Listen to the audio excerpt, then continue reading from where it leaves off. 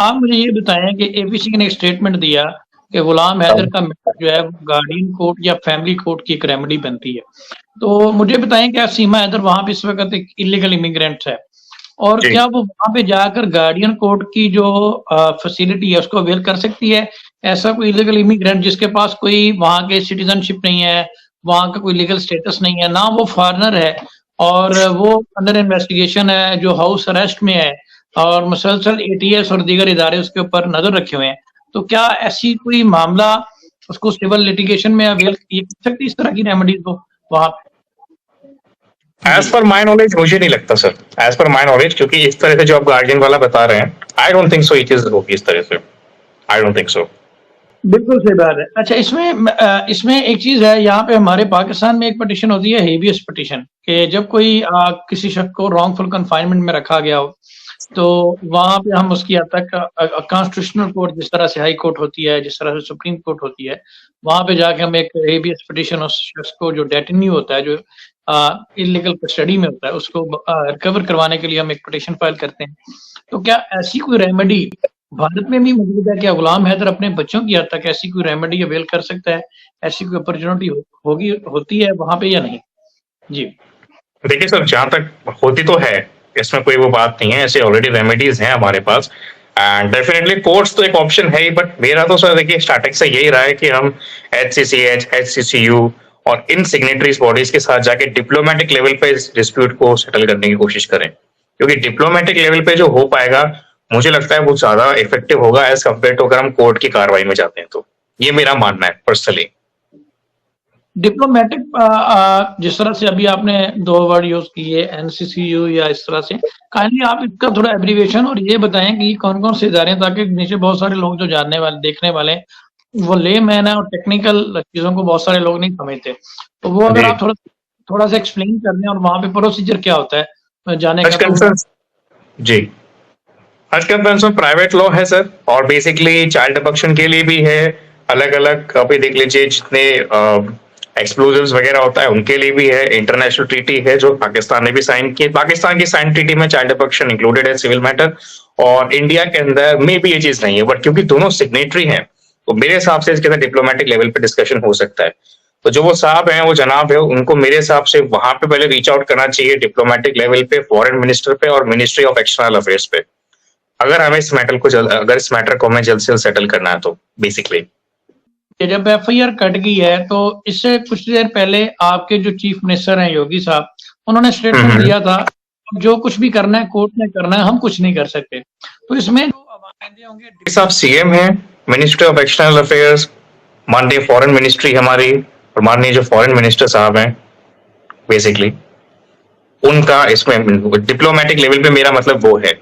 Diplomatic level पे sir देखिए state का CM तो स्टेट की एडमिनिस्ट्रेशन के लिए रिस्पॉन्सिबल है, अगर मैं आपको सही बताऊं तो। और मैं स्टार्टिंग से बोलता आया हूं सर कि आप लोग कहते हैं कि हमारे प्राइम मिनिस्टर क्या कर रहे हैं, CM ऑफ द स्टेट क्या कर रहे हैं, मैं बोलता आया उनका काम है स्टेट को एडमिनिस्ट्रेट करना, ना कि इस तरह के मामलों में अपना इन्वॉल्वमेंट देना। बिकॉज सर ये काफी केओटिक हो जाते हैं मामले।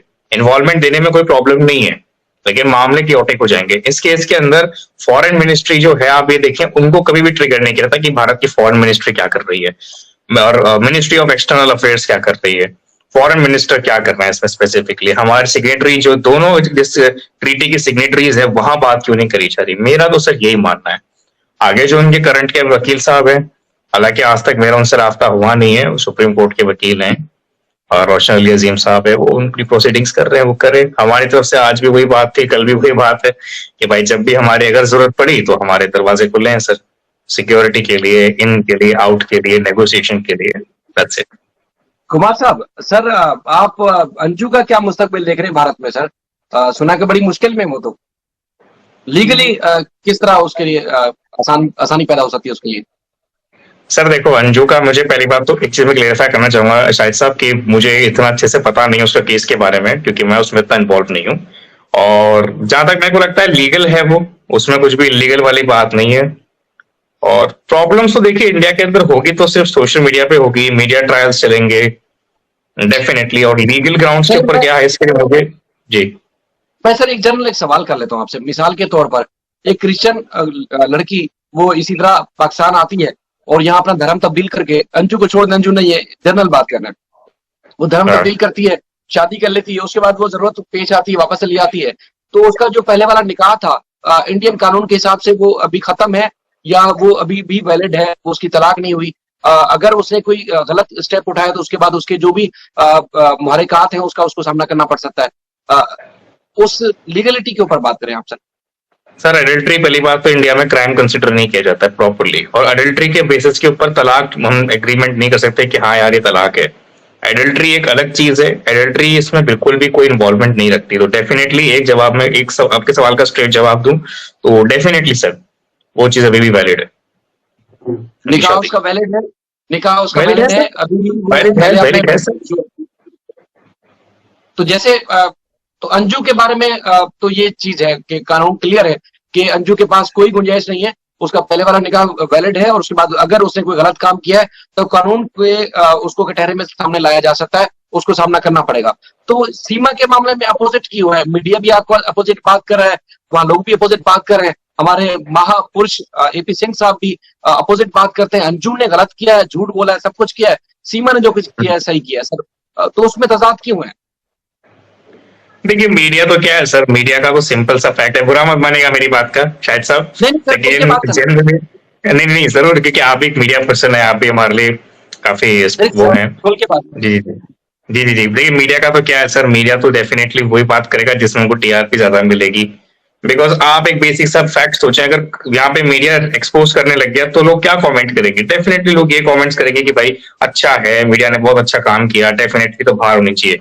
अब मीडिया वहां पे इस चीज को करता है कि भाई इन्होंने किस कलर का लहंगा पहना, किस कलर की साड़ी पहनी, वो लोग तो वहां पे गालियां बकेंगे, लोग तो वहां पे ट्रिगर होंगे। तो बेसिक सी बात है, तो शायद साहब आप मेरे से ज्यादा अच्छे से समझते हैं।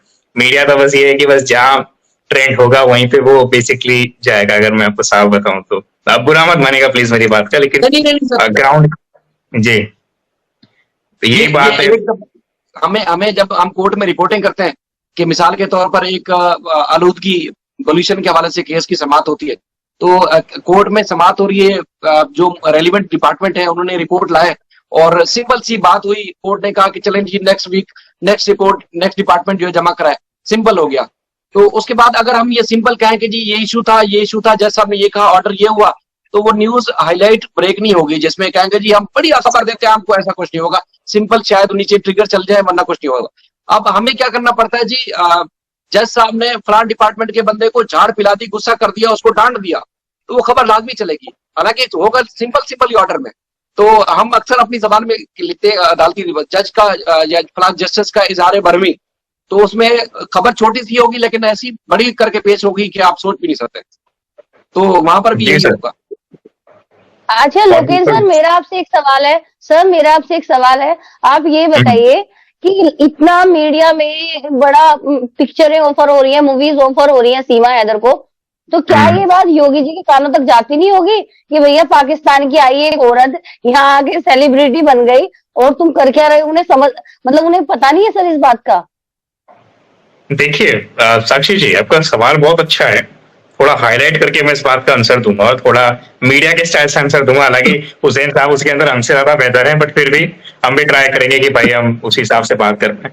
देखिए जाने को तो डेफिनेटली बात है, जाती है मीडिया के अंदर बातें डेफिनेटली, और योगी साहब भी देखते होंगे, शायद हमारे पीएम ने भी देख लिया होगा, वो एक अलग मामला है। लेकिन वो ये कहेंगे ना कि भाई इसमें हम क्या कर सकते हैं अब, बिकॉज देखिए इसमें कई सारी चीजें इन्वॉल्व है, कई सारी चीजें, a lot of things are involved in this। और डेफिनेटली देखिए पॉलिटिकली इस चीज को सॉल्व करने के लिए, डिप्लोमेटिक लेवल पे सॉल्व करने के लिए राइट पार्टी को रीच आउट करना बहुत जरूरी है, राइट पार्टी का इन्वॉल्वमेंट जरूरी है। एडमिनिस्ट्रेशन ऑफ द स्टेट इसके अंदर स्पेसिफिकली कुछ नहीं कर सकता, अगर मैं आपको एक लाइन में इसका जवाब दूं तो बिल्कुल मैम, ये मुझे लगता है कि ये रीजन है। बाकी हाँ वीडियोस तो जाती है उनके पास, तो हजारों करोड़ों वीडियो जाती होगी, वो किस किस को देखें।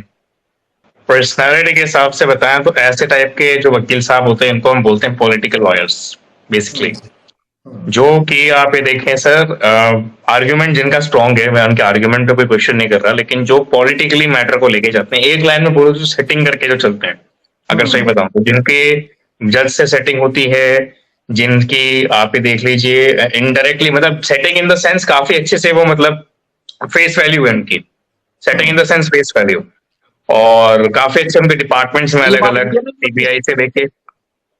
ये बात फेस वैल्यू वाली बात इंडिया में भी होती है वहाँ कोर्ट्स में भी सर। हर जगह है सर, ऑलमोस्ट हर जगह है। अच्छा, क्योंकि आज आप हम यहाँ देखें, समझते बिल्कुल हैं सर, पाकिस्तान में हम ये समझते हैं कि मखसूस वकील जो होते हैं उनका डेट भी फिक्स होती है, उनका टाइम भी फिक्स होता है, उनका फैसला भी फिक्स होता है। तो आपके यहाँ भी होता है ये? देखिए इतना स्पेसिफिकली नहीं कहूंगा, लेकिन हाँ ये है कि फेस वैल्यू नाम की चीज तो है सर, इस बात पे डिनाई नहीं कर पाएंगे। हाँ, माननीय उच्च न्यायालय और सुप्रीम न्यायालय में शायद ये चीज इतनी ना हो, बट हाँ ये कहूंगा कि जो सेशंस कोर्ट वगैरह होते हैं वहां पे ये चीज बहुत चलती है। तो डेफिनेटली सर फेस वैल्यू भी एक बात है, डिपार्टमेंट में उनके काफी अच्छे हैं, इनको हम बोलेंगे पॉलिटिकल लॉयर एक तरह से। एक लॉयर वो होता है जो जिसकी कोई इतने लाइजनिंग अच्छी नहीं है, जिसके इतने आप ये देख लीजिए कनेक्शन अच्छे नहीं है, वो सिर्फ अपने आर्ग्यूमेंट के हिसाब से लड़ता है, अपने आर्ग्यूमेंट्स के हिसाब से जीता है, मुझ जैसा इंसान, राइट। तो वो अपने आर्ग्यूमेंट्स पे चलता है। और एक होते हैं जिनकी सेटिंग्स बहुत अच्छी है, कनेक्शन नेटवर्किंग बहुत अच्छी है, तो डेफिनेटली वो उस केस को उस तरह से हैंडल करते हैं। तो पॉलिटिकली, क्योंकि आप देखेंगे मेरे स्टेटमेंट में और सिंह साहब के स्टेटमेंट, आप कोई भी मेरी वीडियो देख लें या सिंह साहब की वीडियो देख लें, दोनों में आपको बहुत डिफरेंस लगेगा। The way he talks, he sound like a politician basically, तो politician lawyer हम basically कहेंगे इनको।